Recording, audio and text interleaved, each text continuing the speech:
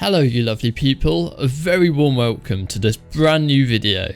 Today I'm going to talk about my switch from a GTX 1070 to an RTX 3070 Ti and whether it helps in the games I play like Arma 3 and DayZ Standalone, and if it's worth upgrading your graphics card in preparation for a possible Arma Reforger release in 2022. I'm just going to add this bit in because I'm actually recording this commentary after editing, because on the Arma 3 official Twitter account they've just recently posted 3 tweets in relation to a live stream which they're going to be doing on the 17th of May 2022 at 6 PM GMT or 7 PM Central Eastern Time. This is perhaps the closest thing we have had to a potential Arma release. You can probably hear the excitement in my voice. Guys, if you're an Arma fan, tune in to this stream. Make sure you're there because my god, it looks like they're going to reveal something. And honestly, we've all been waiting for this for so long. It's almost been a decade since a new Arma title. So I am on the edge of my seat.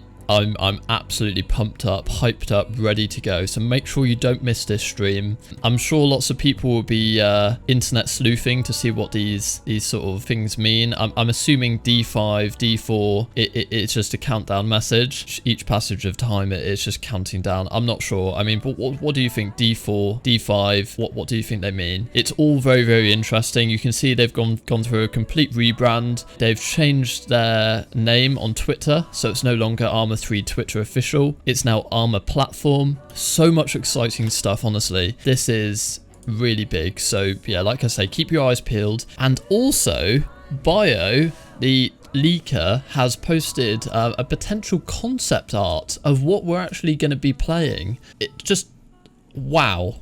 We got Huey, we got Humvee, all of the stuff which we want, really. We don't want that modern stuff. It just looks absolutely fucking amazing. So I can't wait. Like I say, watch the stream. Enjoy the rest of the video, guys. Thanks for watching. To cut right to the chase and save you time, it is only worth upgrading graphics card if A, you can get your hands on an RTX card for a relatively fair price, more on that later. B, you already have a fairly up-to-date rig with a good CPU, motherboards and etc. Otherwise, you'll see no improvements whatsoever in Arma 3. And C, you're in a hurry and you don't want to wait around for the RTX 4000 series cards or AMD equivalents. Also, I'll leave my system specs up on screen and in the description so you can see what I'm working with. Let's dive in. Firstly, it's of course no secret that Arma games are CPU bound. You can throw as much money as you like at a top-end graphics card, but if your CPU is weak, you'll be severely bottlenecked. So it was no surprise to me as I began my test to see that Arma 3 actually performed worse in some benchmarks like this one, or marginally better by about 6 FPS in another one. I observed nearly the exact same results in Star Citizen and BF 2042, 2 other horribly optimized and CPU heavy games, as we can see by these comparisons on screen now. These Arma 3 benchmarks are made to put a heavy load on your CPU mainly, as they involve AI fighting each other, which is mainly calculated on the CPU end in Arma 3. The graphics card, of course then, will not be working very hard at all, and therefore these benchmarks are somewhat limited in what they can actually tell us about GPU gains. The same barely noticeable results are also seen in single player, as shown by the roughly 10 FPS difference in the opening mission of the Arma 3 campaign. Pretty shit, to be honest. So what about multiplayer? Well, it's exactly the same, if not worse. I'll check out these clips comparing me playing on the SOG Prairie Fire Mike Force Pronation server. In the RTX clip there are about 70 players online, and in the GTX one there are 58 players online at the time of recording, and it's really just sticking to 23-ish FPS, depending of course where I'm looking and what I'm doing. This is a classic example of the server-side FPS limiting client-side FPS, combined with poor GPU utilization and causing no change in FPS between two very different graphics cards. And again, the same on Arma 3 King of the Hill, with similar player counts of roughly 100 players for each graphics card test. Now keep in mind my graphics settings, view distances were all kept exactly the same between upgrades to make it as fair as possible. I literally just popped the RTX 3070 Ti in and booted up Arma 3 COS. So, is there any redeeming factor to come out of this, or have you just wasted our time, Tommy? Well, kind of. So it appears that Arma 3 is at its most CPU intensive when there are lots of units on screen, lots of AI, vehicles, tanks, things happening basically. Therefore, the only place in my test where I could actually see an FPS increase was by spawning myself in the editor in the middle of Kavala with absolutely nothing else going on. By doing that, I could see about a 10 FPS difference. This, of course, is conclusive proof of what we already know, that you do not need a new GPU if you play Arma 3 and you're looking to upgrade. If you're wanting to upgrade something in your rig, I will put in order of what I believe are the most important things to upgrade to play Arma 3 at the highest FPS. 1. A CPU that's from at least 2020 onwards. 2. A CPU cooler so you can overclock. Arma 3 loves a fast single CPU core. 3. DDR4 RAM with a high clock speed, so 3000 MHz and above. 4. An SSD, because Arma 3 is very drive streaming heavy. 5. RGB strips for front fans. 6. RGB strips for back fans. 7. You see where I'm going, literally anything else except the GPU. 8. GPU if you have enough cash. Okay, those final ones may have been a bit trolley, but the point is that Arma 3 is just a blood-sucking money pit. It will absorb anything that you throw at it and spit it back in your face. So that moves us on to the second question in this video.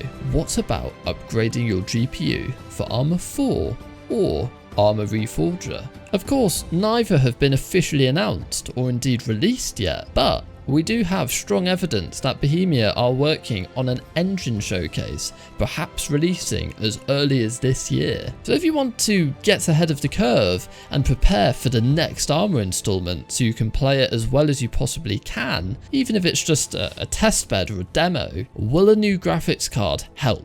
To answer this important lifelong question, perhaps the best game to benchmark on is DayZ Standalone, as of course it includes elements of the Infusion engine, which is what Arma Reforger will be built on. Right off the bat, we can see that on a full Takistan server with 127 players, we're getting highs of 80 FPS with the RTX 3070 Ti. My poor 1070 is struggling in the 40s at times. This is really reassuring stuff, and despite there being loads of stuff going on, me being at pretty much the busiest part of the map, and DayZ Standalone not even utilising every aspect of the Infusion engine, my FPS has been easily doubled with the RTX graphics card. And this isn't even map specific. On an 127 player Chernarus server called US Rearmed Main, I was getting about a 45 FPS increase in the middle of Cherno with my RTX card, which is just frankly amazing. I was also getting about a 10 to 15 FPS increase on more CPU load intensive servers, like the TWS Deathmatch server, which has about 35 to 45 players on it at the time of recording. So all in all, really positive stuff. And if we take things a step further and speculate that Arma Reforger or Arma 4 will run even better than DayZ Standalone and will utilise modern GPUs even more, let's look to other games for any FPS increases. In Battlefield 4, one of my favourite Battlefield games that I keep returning to, I was getting a 40 to 50 and sometimes even 70 FPS increase. In the RTX clips, I was playing with maxed out settings, literally everything turned up. But in the GTX clips, I was on about medium to high settings. That's clearly even more of a significant jump. I also noticed this in another GPU heavy game, Subnautica Below Zero, where I was stuck in 60s to 70s with a GTX card. My RTX card brought that up to nearly my monitor's refresh rate, sometimes hitting over 160 FPS, which is just mad. In GTA 5, I was enjoying a good 20 to 40 FPS more, depending on the location and again what was happening on screen. This is also quite a CPU heavy game, so I knew it wouldn't be a massive increase. And then finally, yes, I had to end it. You know, could I run Minecraft? It's the classic question. Well, yes, it definitely could. With all of my crazy shaders and texture pack shit on, I was brought from the mid 40s up to the high 80s and 90s, again showing a doubled FPS. In summary, if we package all of this together, we can make an educated guess that the performance gains of Infusion Engine will make a new GPU upgrade a well worthwhile investment, as we can clearly see from the numbers. However, as already stated at the beginning, upgrading to a new graphics card will be next to useless if you only play Arma 3 or other CPU intensive games like Star Citizen. So weigh up if there are other dusty old components in your rig which deserve your hard-earned cash more than a new graphics card. Finally, before I let you guys go, as I promised to cover this from the outset, how did I get my grubby little gamer mitts on an RTX graphics card with the current shortages? The trick is you need to go to a local supplier. It's no good going to a national or international supplier like eBay, Scan or eBuyer, as they'll all rip you off at extortionate prices or just plain be out of stock. So I would definitely recommend going to a local small computer shop near to you and seeing whether they have any RTX cards in stock.